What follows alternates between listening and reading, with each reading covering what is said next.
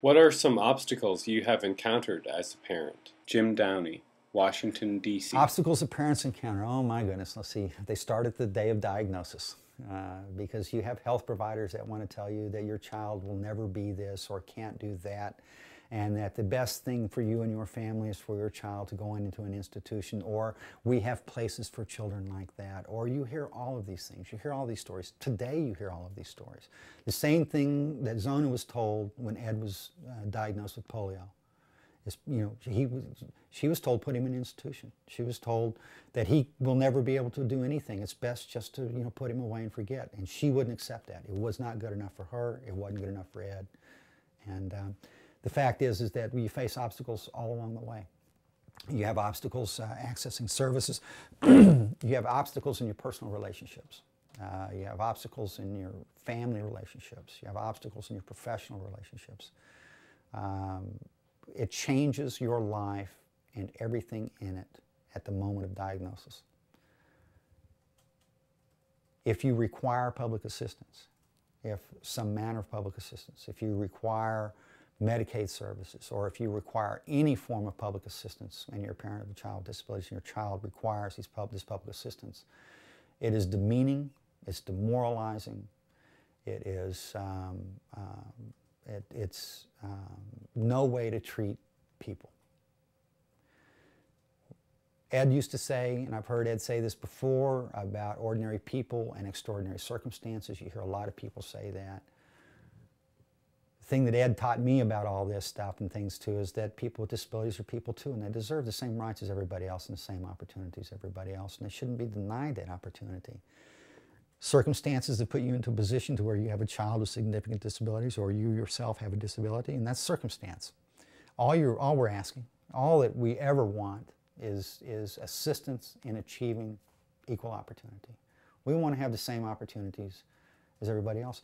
As a family, we don't have the same opportunities as other families do. A family without a child with disabilities can pack up and go on vacation, go do things anytime they want. We can't.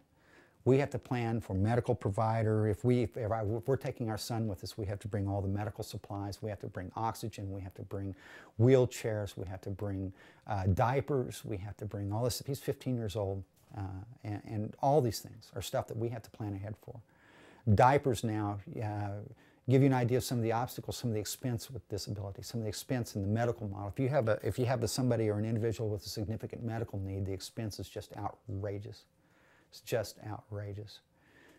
Diapers, adult diapers, $2 a diaper. If you have a totally incontinent child that is using adult diapers, you're looking at, $30 a day, $20, $30 a day in diapers.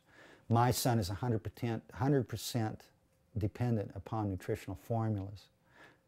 $30 a day. That's what it costs to feed him, to keep him alive. School. We have Supreme Court decisions. We have IDEA. Individuals with Disability Education Act is a direct result of people like Ed in the early phases of the modern movement around disability, about inclusion and participation in society. But we're 30 years down the road with IDEA, and we're not that much closer to the ideal, to what we were trying to accomplish and achieve. And ultimately, that's just simply full participation. That's all. Opportunity to fully participate in all aspects of American society, including school and education. That's all we ask. But we have to struggle, because anytime you start talking about this, you start talking about resources. And people start talking about money. And, oh, well, the school district can't do this. Oh, well, we have to get new band uniforms this year. Or, oh, no, the football team has to go on its big, excursion. Where are the priorities in education? Is the priority the education of all the children, or is the priority for the education of those that are academically or athletically gifted? Or, I mean, what's our priorities? And ultimately, families of children with disabilities have to struggle with these priorities and fight these priorities every step of the way, because people with disabilities are not a priority. It does not become a priority in your life until you are introduced to it, either you yourself or a family member, and then you start to understand. And once again, just to get back to Ed, since we're kind of talking about Ed, that's what Ed was teaching. This is what, we're all people. We all deserve equal opportunity. There's just simply because Ed had polio and was paralyzed and used a wheelchair did not mean that he was any lesser of an individual or any different of and didn't deserve the same rights as everybody else. My child cannot speak, he's nonverbal, he's incontinent, all of these things like that, but he's still a person, and I love him to death. He's a wonderful child.